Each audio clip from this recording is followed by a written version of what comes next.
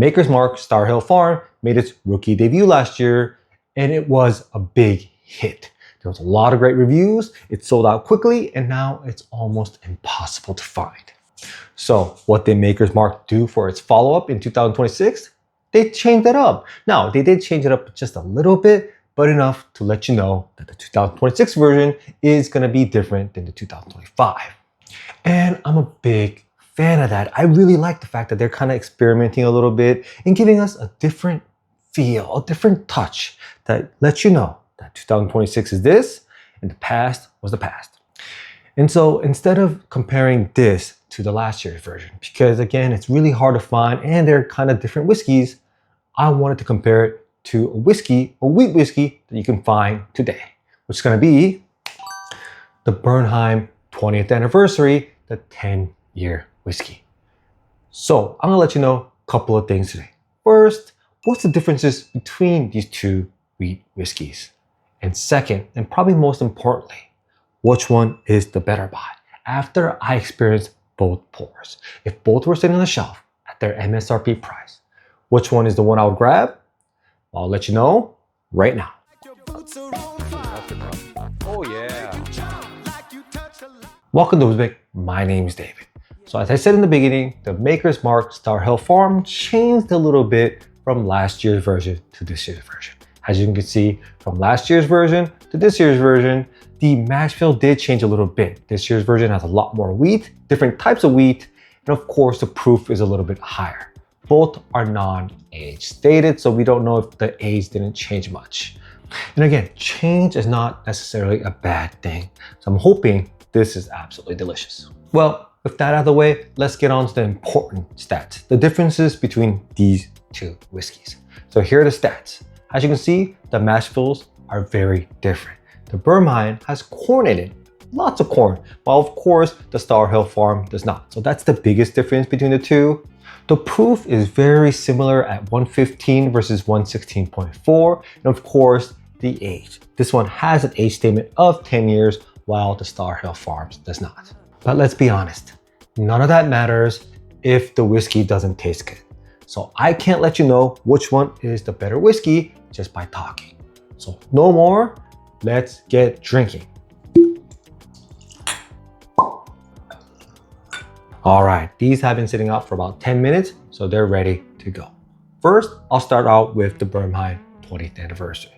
Now, instead of doing a full review, because I did a quick review of it in my previous video, I'm gonna do a little bit of a quicker Cliff Notes summary of the nose, palate, and finish, and just let you know how much I like it or if things have changed. So first, the nose on the Bernheim. The nose, just like last time, is a very donut dough without the frosting type of nose with a glass of orange juice on the side. You get that citrus, you get that sweet dough, but it's not like super sweet like any kind of brown sugar or maple syrup. It's a very nice wheat whiskey type of nose. But of course, palate is what matters. So let's get to it. Cheers, guys.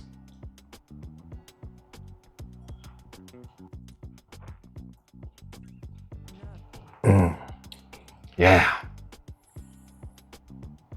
When you first have a pour of the Bernheim, it's a very familiar feel. You're very comfortable drinking this. It feels like a Maker's Mark cask strength, except for it has a lot less of the harshness, of the darkness, or even the chocolateness. It's a very smooth, I don't want to say smooth, but an easy feel. You get the sweetness, but it's not overwhelming. You get the citrus, it's not too spiky. It's a very comfortable type of pour.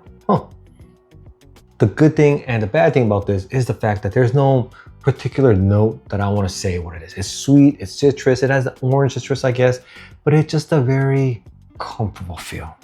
But I don't know if that's going to be enough to beat the Star Hill Farm. I know these days, Whiskey Tube is, I don't want to say dying, but Whiskey Tube is also slowing down.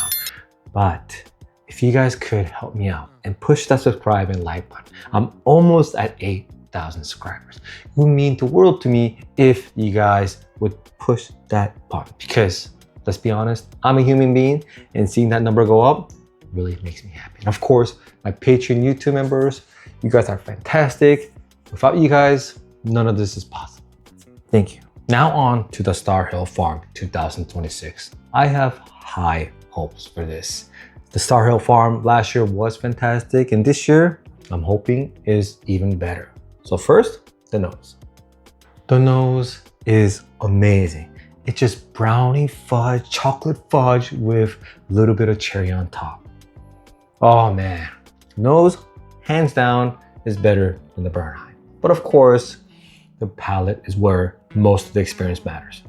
So cheers, guys.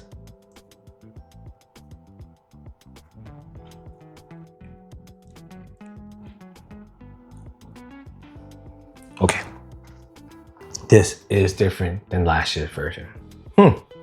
Much different. Wow. So on the first sip, you can already tell this has a lot more intensity, a lot more density of flavor than the Bernheim. Now, that doesn't mean it's better, right? Because if you get more bad notes, doesn't mean it's better, right? Actually, that makes it worse. So it doesn't necessarily mean it's better, but you get the prototypical Maker's Mark notes on this, which is kind of, I don't want to say disappointing, but surprising in a sense. Last year's Star Hill Farm was very different. I would have never guessed it was Maker's Mark. This just feels like Maker's Mark and a little bit of a fruitier Maker's Mark. Now on the third and fourth sips, that's where it shines. When you get to the mid and the finish and it coats everything in your mouth, you get a lot more of the dark chocolate, the caramel type of sweetness. You get a little bit more of the red fruits going all the way down. Ooh, and that chocolate fudge does show up on the finish. So it is a very delicious whiskey. Now, the problem with this, especially when I consider which one I would rather buy, is the fact that this costs a lot more than the Bernheim, and it's so much harder to find, right? This is MSRP of $100 plus. It's almost, I don't want to say impossible, but it's really hard. You have to do a lot of hunting to find it at that price or below. And if I want one right now, I have to spend like $160, $180, $200. While the Bernheim, even though the MSRP is $85, which is lower, I could easily, not easily, I could find it for $65 to $75 in my area right now. And I don't have to hunt, I don't have to go anywhere. Just click online and I could pick it up right now. And so that does factor into the buy because this costs more and it takes a lot more effort or money in order to get one. So I don't know if it's that much better. Well, to tell you exactly if it is, I'll go back and forth for a couple of minutes. I'll be back in a couple of seconds to let you know which one is the better buy. All right, that was 15 minutes of having fun going back and forth with these two delicious whiskeys. If you find both of these at MSRP or below, it's a buy. I really enjoy both of these whiskeys. Now, without factoring in price, availability, which one is the better whiskey? It's clearly the Star Hill Farms. Oh, let me rephrase that. It's the Star Hill Farms. I don't want to say clearly. Both are delicious, but this one does have a little bit more of the chocolate, a little bit more of the red fruits, a little bit more of the darkness that I enjoy in any whiskey, let alone a wheat whiskey. But as I mentioned, this costs more, it's a lot more hard to find.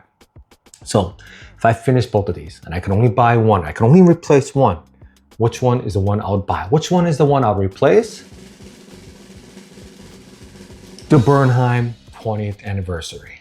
This is just too expensive and too hard to find for the upgrade. I'm getting 95% of what I get from the Star Hill Farm in the Bernheim. And the corn makes it where it's so much more comfortable. I know when I said the word comfortable, a lot of people might have taken the wrong way, like, or the smooth or easy part, that it's not as flavorful, that it's just, easygoing, it tastes low proof. That's not what I meant. What I meant comfortable, what I meant easy. What's easier to eat? What's more comfort for you to eat? A lobster and steak or hamburger, pasta, or something like a pizza? For me, it's the pizza, it's the hamburgers, it's the pastas. They're so comfortable, they're so easy to eat. Those are the ones that I reach for more often than not, especially compared to steaks and lobster. And you could say, if I could afford a steak and lobster every day, you would eat that. I obviously would, but you enjoy the pastas and the burgers. And it's the same thing right here. I enjoy this, but the cost and the availability makes it where it's hard to reach. I know that when I have both of these on the shelves, since I have both of these, I'm gonna reach for the Bernheim much more often. The upgrade between the two isn't that much. It's so much more comfortable, so much cheaper, it's so much easier to find and replace that I'll probably drink this more. And that, to me, makes it a better buy. Let me know in the comments if you have both of these. Which one is the one that you reach for more, or which one is the one that you would enjoy a lot more? If you haven't, after seeing my video, which is the one that you would buy after seeing this? Thank you so much. I'll see you guys next time.